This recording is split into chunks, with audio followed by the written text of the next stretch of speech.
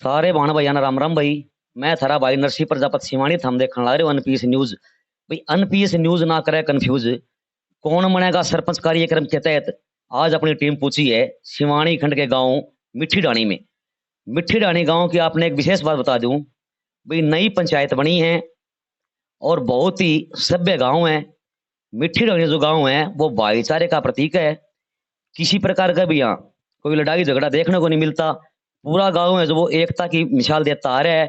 तो मिट्टी डाणी गांव से सरपंच पद की उम्मीदवार है प्रीति जी। तो उनके परिवार से पूरा परिवार बैठा है, उनका अपने साथ में मौजूद है। तो अपने साथ मौजूद है भाई प्रमोद।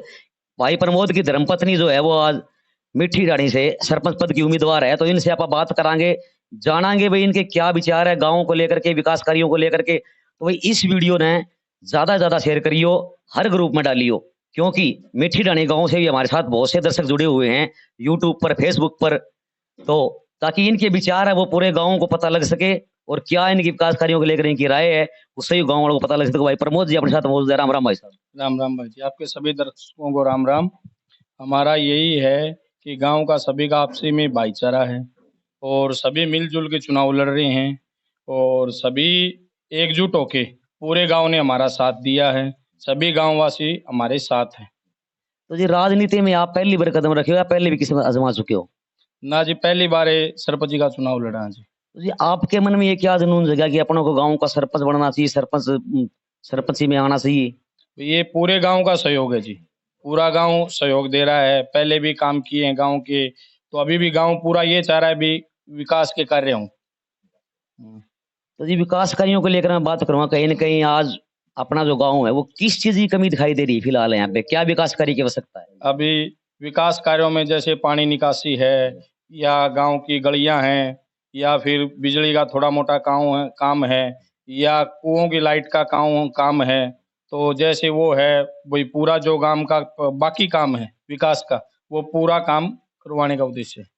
तो जी कहीं ना कहीं मैं बात करूंगा शिक्षा और स्वास्थ्य की। देख रहे हैं कि शिक्षा और स्वास्थ्य का जो स्तर है वो दिन प्रतिदिन गिरता जा रहा है।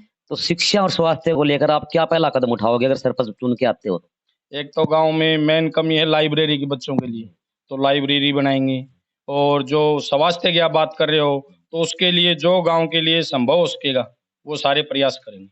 हॉस्पिटल है जी गाँव में? हॉस्पिटल नहीं है जी, उसके लिए भी प्रयास करेंगे।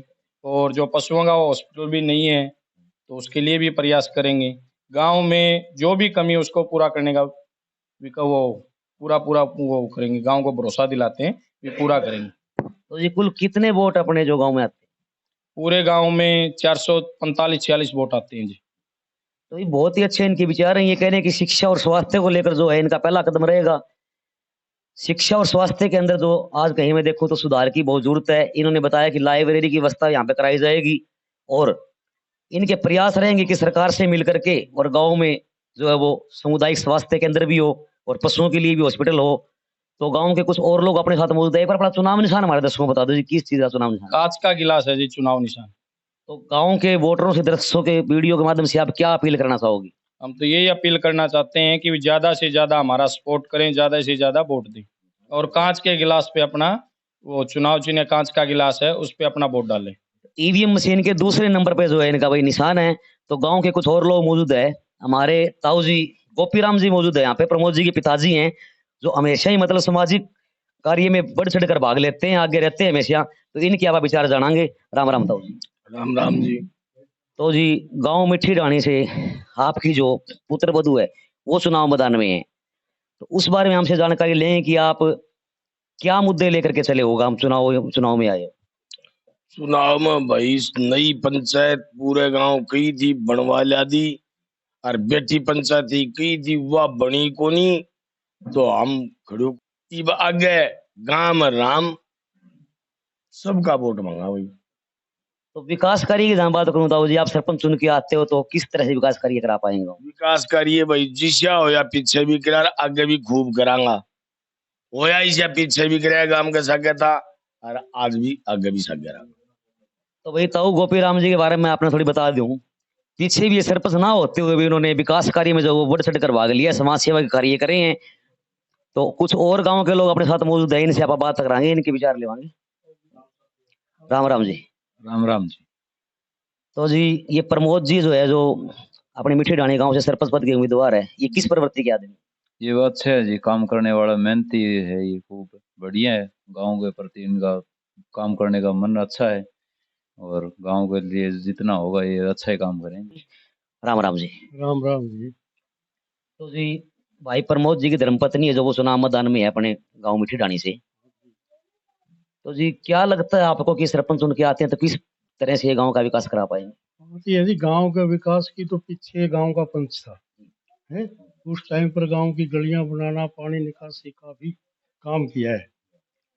गांव के प्रति विकास के लिए रात दिन सबके आगे रहा है। तो इसलिए इसी की धर्मपत्नी को इस बार हमने सरपंच पद के लिए उम्मीदवार बनाया है, क्योंकि ढाणी मिट्टी का सरपंच लेडीज जनरल में आ गया था, नहीं तो इसी को लड़ना था चुनाव। तो इसलिए गांव के विकास के लिए स्पेशल इसको हमने नियुक्त किया है सरपंच।